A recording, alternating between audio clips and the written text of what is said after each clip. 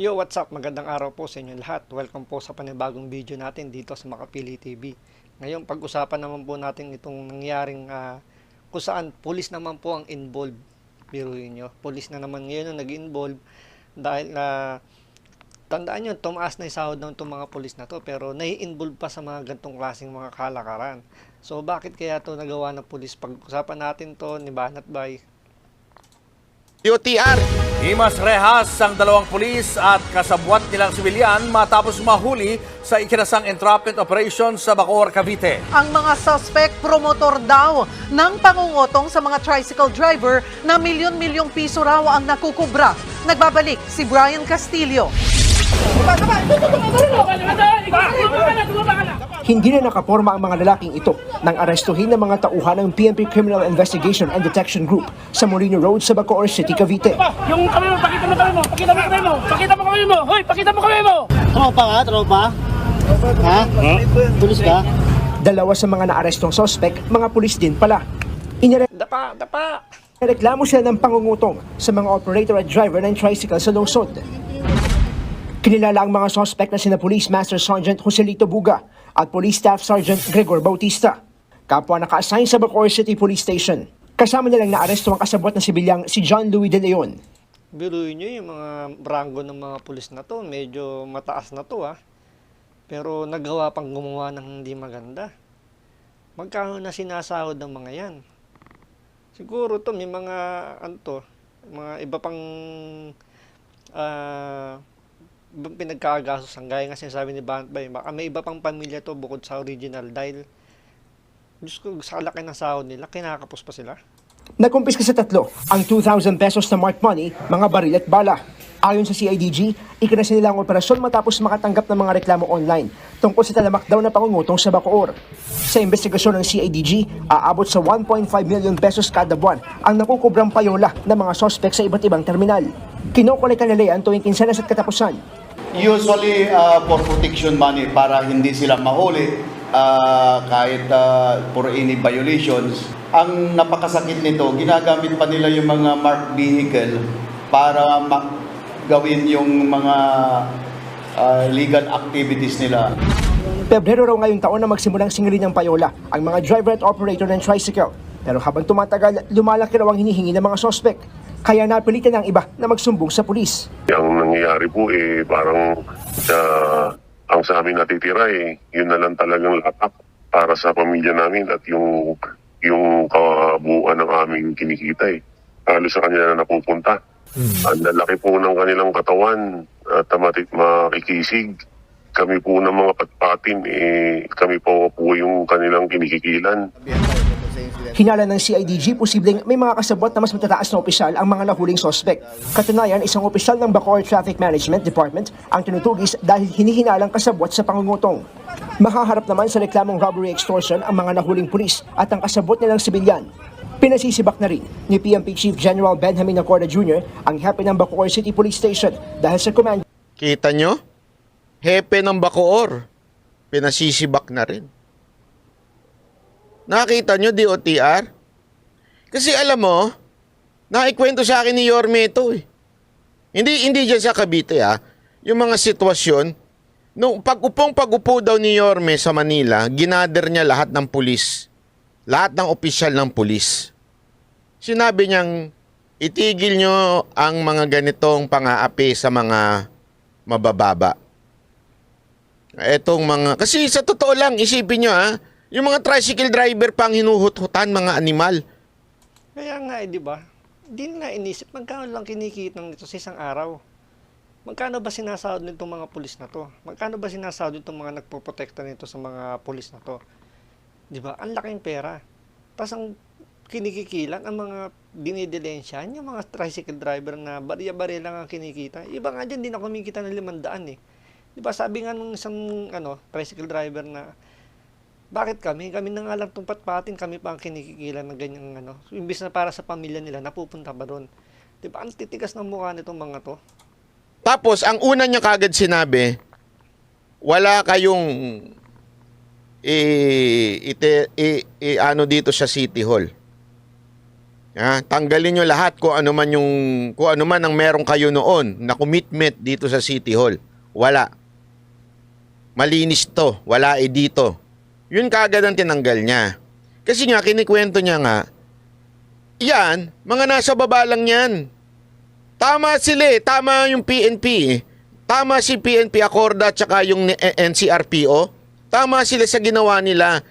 Imposibleng walang kasangkot yan na mataas na opisyal. Mantakin mo even the marked vehicle, ibig sabihin ng marked vehicle, official vehicle ng PNP, ginagamit. Alam nyo, hindi yan basta-basta nagagamit. Kasi inirerehistro yan, sinusulat yan, nire-report yan sa mismong istasyon. Kung saan pupunta, ano gagawin, inire-report yan. Hindi ganun yun. Ibig sabihin, pumapasok sa City Hall ang lahat ng transaksyon yan. Pati yung hindi City Hall, istasyon. Kung ano man yung ginagawa nitong sasakyan. So, ibig sabihin, may alam ang istasyon dyan. Tama si Banat ba yun? Imposible eh. Siguro makakarating dyan sa pinaka-head ng stasyon na yan na may nangyayaring ganyang kabulustugan. Siyempre may magre-report dyan eh. Di ba?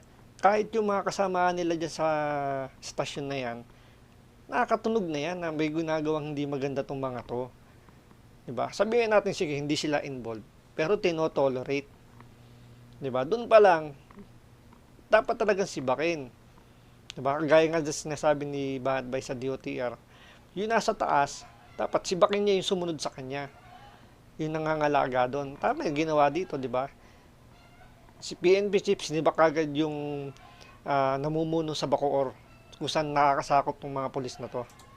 Alam mo, naalala ko tuloy yung yung sinabi ni PNP Chief Accorda dati nung na-interview natin. Unang-unang sinabi niya noon, cleansing talaga. What we need is a cleansing. And alam mo, nung nakita ko ito yung tinatawag mo na cleansing. Kasi ang pangit eh, halimbawa ang PNP Chief o kaya ang NCRPO, makikita mo sa telebisyon. Ang mga sinasabi pupugsain natin ang lahat ng krimen, ang lahat ng ganito. Tapos, may mga bata ka, mga nasa baba, na nangingikil ng tricycle. Ano na lang sasabihin nila? Wala naman palang kwenta yung PNP Chief natin eh. Wala naman palang kwenta yung NCRPO Chief eh. Pinagtatawanan pa to ng mga skalawag na pulis, di ba? Parang panay ang dadaan nyo dyan, yung mga nasa bakurin nyo, puro basura.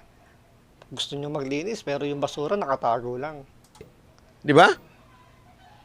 Kaya nga, ang ganda ng ginagawa nila ngayon kasi ang hindi nila tinutugis lang yung mga adik o yung mga kriminal kung hindi yung mga scalawags sa pulis. Kaya nga ito sabi ko nga alam mo, more than sa paghuli nito mga animal na ito, ang pinakagusto kong ginawa dito ng ating kapulisan, sinibak.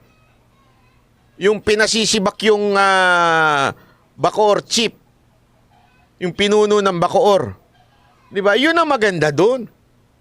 Yan yung tinatawag na nilang na one strike policy na talagang pag yung tao mo nagloko, ikaw mismo sibak. Alam mo, walang biro ito Hindi biro sa pulis ang masibak. Dahil karamihan ng hinahabol ng pulis aside sa kanilang sahod ay yung kanilang pensyon at mga retirement fee na binibigay sa kanila. Pag sinibak ka, tanggal lahat yan. Siyempre, biruin mo, kung magkano yung sinasahod mo, yun ang magiging pension mo. Diba? Wala ka nang ginagawa sa bahay, dahil retirado ka na, pero sumasahod ka. Kung magkano yung last pay mo, halimbawa, tumakas yung rango mo, ang huling sinahod mo 50, 50K. So, yun yung monthly retirement pension mo. So, kumikita ka ng 50 mil buwan-buwan, na nasa bahay, nagkukuya-kuya-kuy ka na lang. Diba? Kaya pinangingalagaan ng mga polis yan, na ma-involve sa kahit na anong pwedeng ikatanggal ng kanilang pensyon. Isipin nyo yan. Kaya yan ang hinahabol niyan. Nakakatuwa Dahil pag may mga ganitong balita, ikala talaga natin na may sinibak. Sinibak para, alam mo yun, itong mga kapulisan natin, magtrabaho ng patas. Dahil alam nyo, sa totoo lang, mataas na tinaas na yung sahod nila Tapos alam mo yung lalabang ka na lang ng patas sa buhay. Anyway, meron ka namang sahod at maganda naman ang ano mo. Although sa pension mo medyo nagkakaproblema ngayon, pero marami naman lumalaban. Kasama na po nyo ako doon na lumalaban para sa pension ninyo na hindi kayo kaltasan. Pero gayon pa man, dapat talaga wag na ho tayong gumawa ng masama. 'Di ba? Hindi sana, alam mo, hindi magpatuloy yung mga ginagawa ng mga nasa baba. And I really appreciate yung ginawa ng ating PNP chief at taka ng NCRPO at kasama na rin dito ang CIDG. At dahil diyan sisibakin na ho nila yung chief ng Bacoor. Sana ho'y maging babalaho ito sa mga ibang mga tama yung sinabi ng tricycle driver. Sila lalaki ng katawan. Di ba?